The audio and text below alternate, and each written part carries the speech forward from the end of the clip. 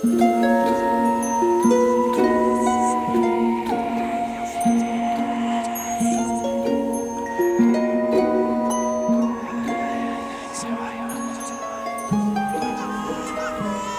work adalah sebuah istilah yang dipopulerkan oleh Carl Jung. Shadow itu sendiri adalah sesuatu bagian dari diri kita yang kita tolak, yang kemudian melekat dalam kepribadian kita. Shadow itu biasanya disimbolkan dengan sesuatu yang berwarna hitam atau gelap, lawannya sesuatu yang berwarna putih atau cahaya. Biasanya orang juga menyebut shadow ini sebagai trauma atau emosi yang terperangkap atau sesuatu yang diturunkan secara turun-temurun. Nah, semua ini berada di dalam luminous energy field kita atau LEF, atau biasanya kalau di bahasa Indonesia disebut medan energi bercahaya atau halo atau aura. Jadi dia bentuknya itu seperti torus atau donat itu ya. Nah, pusatnya itu ada di center badan kita atau tulang sumsum kita. Jadi dia prosesnya dia akan naik turun ke bawah ya, dan melakukan perputaran searah dengan jarum jam.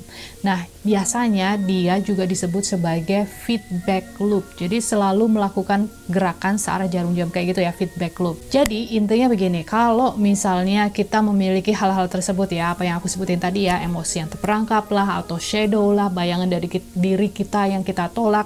Intinya gini, consciousness kita kalau kita tolak, kita suppress, kita tekan, dia itu akan pecah. Jadi fragmen atau ya memecahkan, memisahkan diri dari kita sendiri. Itu artinya semakin kita banyak trauma itu, banyak yang ditolak, banyak pemecahan, itu artinya energi level kita akan semakin menurun, semakin kecil. Kemudian mereka akan menempel di torusnya kita itu tadi, dan karena dia sistemnya itu selalu berputar searah jarum jam atau feedback loop, atau selalu melakukan hal yang sama, itu artinya dia akan menentukan apa yang terjadi dalam kehidupan kita, bagaimana cara kita hidup, bagaimana cara kita jatuh sakit. Makanya ada istilahnya sakitnya itu turun-temurun. Kalau ada yang satu keluarga sakit diabetes, nanti cucunya, anaknya itu pasti semuanya akan mengalami hal yang serupa, atau kanker atau apalah ya, kayak gitu kan, ada istilahnya begitu ya. Nah, itu bukan genetik ya. Kadang orang berpikir bahwa itu karena genetik, makanya ada artis yang terkenal itu memotong payudaranya karena dia pikir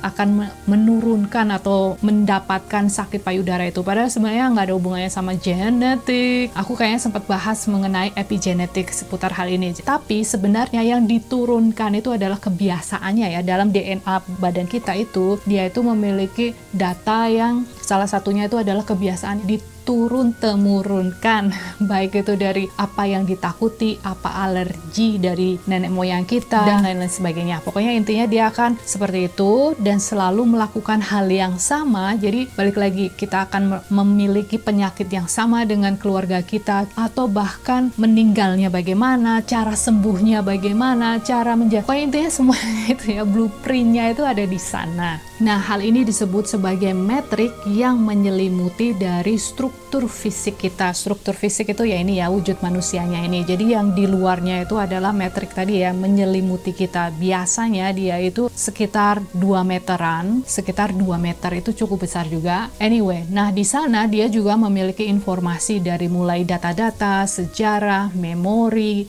emosi yang terperangkap, luka batin, terus data dari leluhur kita tadi, yang biasanya diturun-temurunkan, nggak cuma kakek nenek aja ya. Jadi beberapa keturunan itu semuanya tersimpan di sana. Jadi intinya gini, kalau misalnya kita dihadapkan dengan nenek moyang kita dari 300 tahun yang lalu ada di depan muka kita, kita pasti ingat, kita pasti tahu mana nenek kita, mana yang bukan. Nah, di sana juga berisikan blueprint atau cetak biru kita, dari mulai kenapa kita ada di sini, tujuan hidup kita apa, secara spiritual, secara individual, secara perkelompok, soul purpose, life purpose, dan lain-lain. Nah, sekarang bagaimana sih caranya melakukan shadow work ini? Jadi seperti yang kita tahu bahwa bayangan atau shadow itu adalah sesuatu yang gelap atau absent of light, atau tidak ada cahayanya. Sedangkan kita adalah makhluk bercahaya atau makhluk yang terbuat dari cahaya itu tadi. Yang dimaksud dengan cahaya di sini itu adalah consciousness atau kesadaran kita.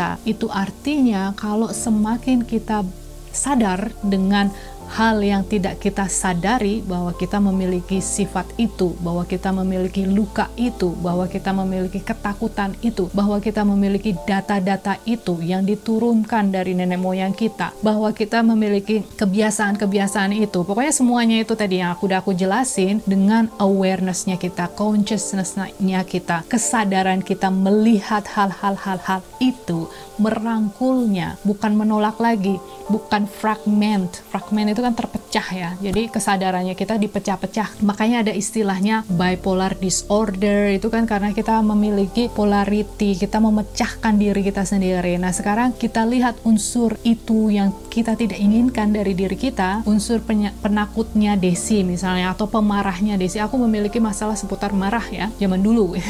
Unsur marah-marahnya ini yang aku lihat kembali, aku telusuri lagi, bukannya kita kesampingkan, kita turunkan, biasanya kalau di sini tuh minum pil lah, itu kan sama aja ya, nggak akan selesai. Mendingan kita hadapi, kita lihat kembali apa yang terjadi, kita rangkul lah si dia, dan apa yang terjadi, kita akan menjadi satu lebih whole kan. Jadi yang tadi fragmen atau pecahan-pecahan dari diri kita itu, dia akan menjadi satu sama kita. Nah, apa yang terjadi? Yang pasti kesadaran kita kan semakin jadi banyak ya.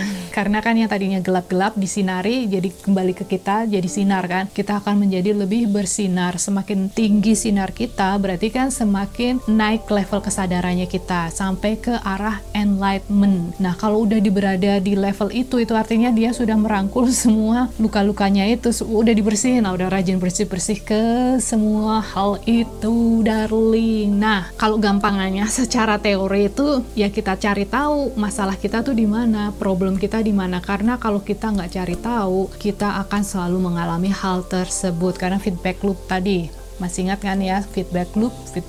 Dari mana kita tahu kalau kita memiliki hal-hal yang negatif itu tadi? Banyak sekali ya. Misalnya salah satunya itu adalah dengan setiap orang, kejadian yang hadir di dalam kehidupan kita itu adalah cara ilahi atau universe untuk kasih tahu sama kita, hey Des, kamu itu punya masalah sama itu tuh, penyakit itu, atau tingkah seperti itu yang tidak baik. Misalnya, waktu itu aku masih di level amarah. Aku menarik orang amarah, mungkin sekarang istilahnya toxic people ya, istilah yang lagi tren saat ini, zaman now. Toxic people itu karena aku toxic. Jadi kalau misalnya aku pindah ke negara lain, ke pulau lain, bahkan pindah ke planet lain pun, aku akan selalu menemukan seseorang yang sama halnya, yang toxic. Ada yang menanyakan, bagaimana kalau orang itu memfitnah tapi dia bahagia? Sama, itu artinya aku tukang fitnah. Kalau aku selalu mendapatkan orang yang memfitnah aku, berarti aku tukang fitnah. Kalau aku mendapatkan pemarah, berarti aku tukang marah. Nah, jadi satu-satunya cara adalah dengan kita merubah hal tersebut yang ada di dalam diri kita. Mungkin dengan memaafkannya, merangkulnya, menyinarinya. Nah, setelah kita merubah hal-hal itu,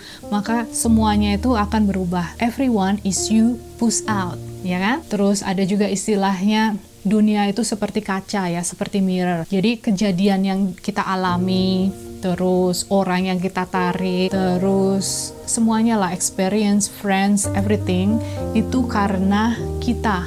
Karena tadi itu unsur gelap bayangan kita itu ada di energy loop tadi itu kan ya. Feedback loop tadi ada di torus kita, ada di aura kita. Nah, kalau kita misalnya bersihkan semua itu, maka kita nggak akan mengundang hal itu, dan orang yang datang ke kita tidak akan melakukan hal itu. Mereka itu hanyalah messenger. Mereka tidak begitu. Mereka tuh semua, everything, everyone, everybody itu bersifat netral. Kita mungkin lebih memiliki kecenderungan untuk melihat keburukan orang lain. Kayak misalnya, tetangga itu padahal tapi kalau untuk melihat diri sendiri itu susah sekali ya. Kadang orang suka, orang yang ketiganya lagi biasanya bilangnya gini, nggak ngaca, istilahnya kayak gitu kan. Ya memang begitu, memang susah untuk ngaca, melihat diri sendiri bahwa kita itu sebenarnya yang seperti itu.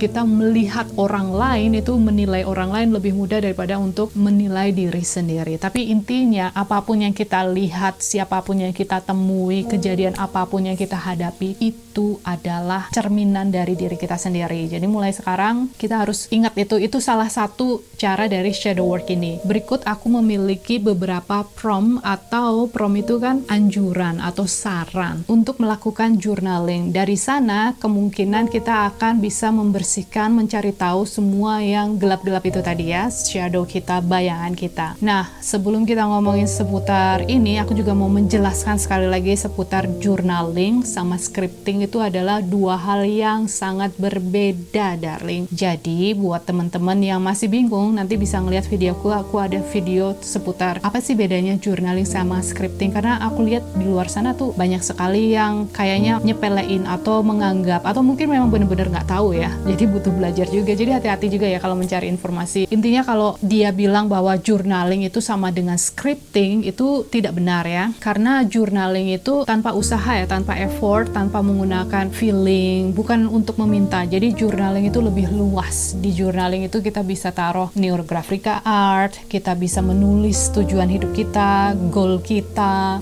daftar belanja, terus setiap harinya kita ngapain aja, simbol-simbol, sesuatu yang kita pelajari. Intinya journaling itu digunakan untuk mendokumentasikan perjalanan kita, sedangkan scripting digunakan untuk ask atau meminta. So anyway guys, aku harap video ini bisa membantu. Thank you, I love you, and bye for now.